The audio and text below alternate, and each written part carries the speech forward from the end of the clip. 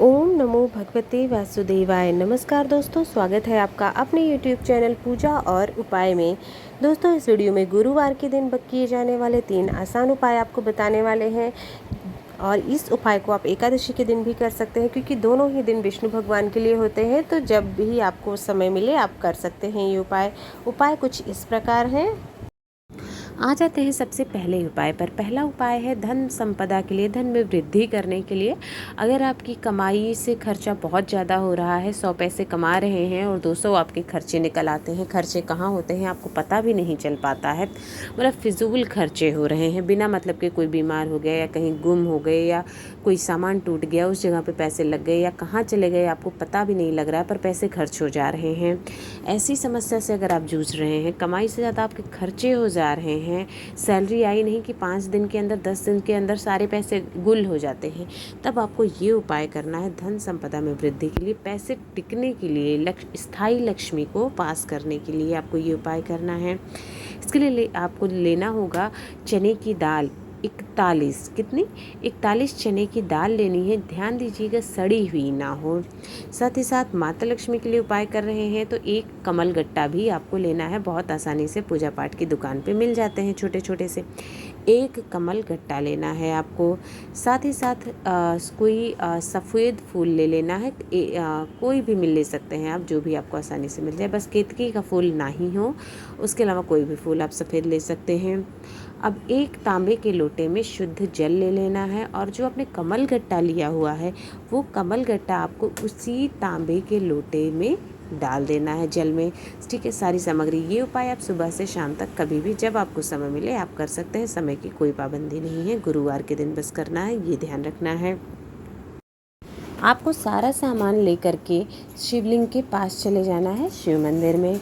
अगर पीले कपड़े में आप चने की दाल ले लेते हैं तो बहुत ही अच्छा है, नहीं तो किसी और बर्तन में ले लें, लेकिन अगर पीला कपड़े में लेंगे तो बहुत अच्छा माना जाएगा। सारी सामग्री जब आप लेके पहुंच गए हैं तो सबसे पहले आपको क्या करना है, जो कपड़े में अपने चने की दाल ली हुई है वो सारी चने की दाल अपने दाहिने हाथ पे लेनी है और शिवलिंग के ऊपर श्री शिवाय नमस्तुभ्यम कहते हुए सभी आपको समर्पित कर देनी है, सारी दाल चढ़ा देनी है। उसके बाद आपने जो एक जल लिया हुआ है कमल गट्टे वाला, 1 लोटा जल, वो 1 लोटा जल आपको शिवलिंग के ऊपर ही श्री शिवाय नमस्तुभ्यम और कुंदकेश्वर महादेव का स्मरण करते हुए, ठीक है, कुंदकेश्वर महादेव के नाम से आपको वो जल जो है शिवलिंग के ऊपर चढ़ा देना है। जब जल आप चढ़ा रहे हैं तो आपको जलाधारी से जब जल नीचे बहता है वहाँ पे थोड़ा सा जल आपको उसी लोटे में एकत्र कर लेना है, जितना संभव हो सके उतना जल एकत्र कर लीजिए।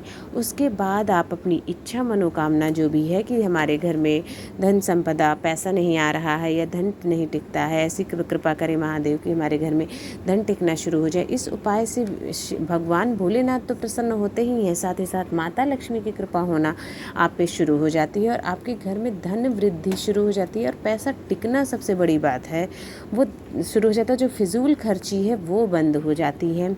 इसके बाद आपने जो सफ़ेद फूल लिया है वो एक सफ़ेद फूल शिवलिंग के ऊपर चढ़ाना है और चढ़ा करके वापस अपने घर आ जाना है, वो जल ले करके जो आपने लोटे में लिया है। घर आने के बाद आपको पूरे घर में उस जल का अच्छी तरह से हर बाथरूम को छोड़ के हर जगह पर उस जल का छिड़काव करना है। इससे आपके घर में पैसा टिकना शुरू हो जाएगा। 2 गुरुवार 3 गुरुवार करके देखें, आपको अंतर अपने आप पता चल जाएगा। अब आ जाते हैं अपने दूसरे उपाय पर। दूसरा उपाय है घर की बीमारियों के लिए। अगर कोई व्यक्ति घर में बीमार रहता है, बहुत परेशान रहता है और धन आपका खर्च हो रहा है, आपका ज़्यादा से ज़्यादा धन तो खर्च हो जाता है बीमारियों में, तब आपको ये उपाय करना है बीमारी से बचने के लिए। लेना होगा आपको एक दीपक, इस तरह से स्क्रीन पर आप देख पा रहे हैं, मिट्टी का दीपक जो होता है वही आपको लेना है। साथ ही साथ आपको चाहिए होगी 1 बेल पत्र जो कि कटी फटी ना हो कहीं से, मात्र 1 बेल पत्र चाहिए। अगली चीज़ जो चाहिए वो है चने की दाल। कितनी? 7 चने की दाल लेनी है, जो कि सड़ी हुई नहीं होनी चाहिए। 7 चने की दाल ले लिया और 7 टुकड़े आपको गुड़ के लेने हैं, छोटे छोटे से, बहुत बड़े बड़े टुकड़े नहीं लेने, बहुत छोटे छोटे से, लेकिन काउंटिंग में वो 7 होने चाहिए, बस इसका ध्यान रखना है। ठीक है, सारी चीज़ें आपने ले ली हैं। साथ में 1 लोटा जल ले लेना है और ले करके आपको चले जाना है शिव मंदिर, शिवलिंग के पास। सुबह चाहे सुबह, शाम चाहे शाम, जब समय मिले तब आप ये उपाय गुरुवार के दिन कर सकते हैं। वहाँ पहुंचकर आपको सबसे पहले क्या करना है, जो आपने दिया लिया हुआ है शिवलिंग के सामने आपको बैठना है और जो दिया लिया हुआ है उसमें और कुछ नहीं रखना है। एक बेलपत्र जो ली है सबसे नीचे उसको रखना है, उसके ऊपर जो 7 चने की दाल रखी है और 7 गुड़ के टुकड़े आपको उस पर रख देना है और वो भगवान भोलेनाथ के शिवलिंग पर नीचे आपको, शिवलिंग के ऊपर नहीं नीचे आपको बेस पे उसके रखना है और आपकी जो उस सदस्य, बीमार सदस्य है उसका नाम बोलना है, गोत्र बोलना है और कामना कहनी है कि उसको शीघ्र स्वस्थ करें, उसके कष्ट दुख परेशानी हर लें और उसकी बीमारियां दूर हो जाए, उसकी बीमारी ठीक होना शुरू हो जाए, दवाएं असर करना शुरू हो जाए। इस तरह की आपको वहाँ पर कामना करनी है और 1 लोटा जल लेकर के जो गए हैं वो 1 लोटा जल शिवलिंग के ऊपर श्री शिवाय नमस्तुभ्यम कहते हुए चढ़ा देना है। आपने जो वहाँ पर भोग में चढ़ाया है महादेव को दिए में रख करके वो चीज़ें वहीं पर छोड़ देना है और छोड़ करके वापस अपने घर आ जाना है उस बीमार व्यक्ति की कामना करते हुए। आते हैं अपने अगले तीसरे उपाय पर। ये उपाय है धन में वृद्धि के लिए। अगर आप चाहते हैं धन संपदा के लिए ही ये उपाय भी है, आप चाहें तो कर सकते हैं इसको। इस उपाय के लिए आपको लेना होगा 1 बेलपत्र जो कि कहीं से भी कटी फटी नहीं होनी चाहिए। इसके बाद आपके घर में लाल चंदन तो होगा ही, लाल चंदन से आपको पेस्ट बनाना है, थोड़ा सा लाल चंदन, और उससे आपको बेल पत्र के ऊपर जो बीच वाली पत्ती होती है उस पर आपको लिखना है श्री। क्या लिखना है? श्री लिखना है लाल चंदन से। आपके घर में होगा ही, या लाल चंदन अगर ना मिले तो आप रोली से लिख सकते हैं श्री। वो लिखने के बेलपत्र पर श्री आपने लिख दिया और तांबे के लोटे में 1 लोटा जल ले लेना है और ये दोनों चीज़ें बेलपत्र श्री लिखा हुआ और ये 1 लोटा जल लेकर के शिव मंदिर शिवलिंग के पास में चले जाना है। आपको सुबह चाहे सुबह जा सकते हैं, शाम चाहें और शाम जा सकते हैं।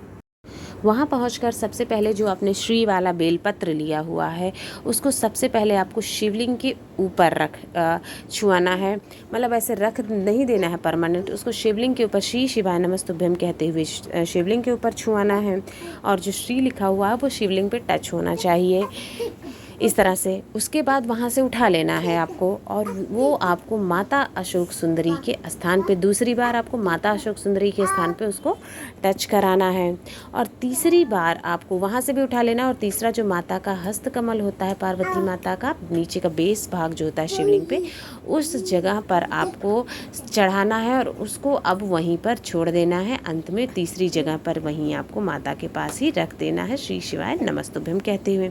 उसके बाद जो 1 लोटा जल लेकर के गए हैं वो जल आपको सबसे पहले इसी सीक्वेंस में शिवलिंग के ऊपर श्री शिवाय नमस्तुभ्यम कहते हुए चढ़ा देना है। फिर थोड़ा सा जल आपको अशोक सुंदरी माता के स्थान पर चढ़ाना है। उसके बाद बाकी बचा हुआ जल जो माता का हस्त कमल है, कटी भाग जो होता है, गोल गोल उसी जगह पे सारा जल आपको बाकी बचा हुआ चढ़ा देना है, गोल गोल करते हुए पार्वती माता के हस्त कमल पे। और अपनी कामना, अपनी इच्छा जो है, धन संबंधी समस्या जो है वो सारी वहाँ पर कर देनी है कि हमारे घर में धन वृद्धि के योग बनने शुरू हो जाए। बहुत ही लाभकारी उपाय है, करके ज़रूर देखिएगा।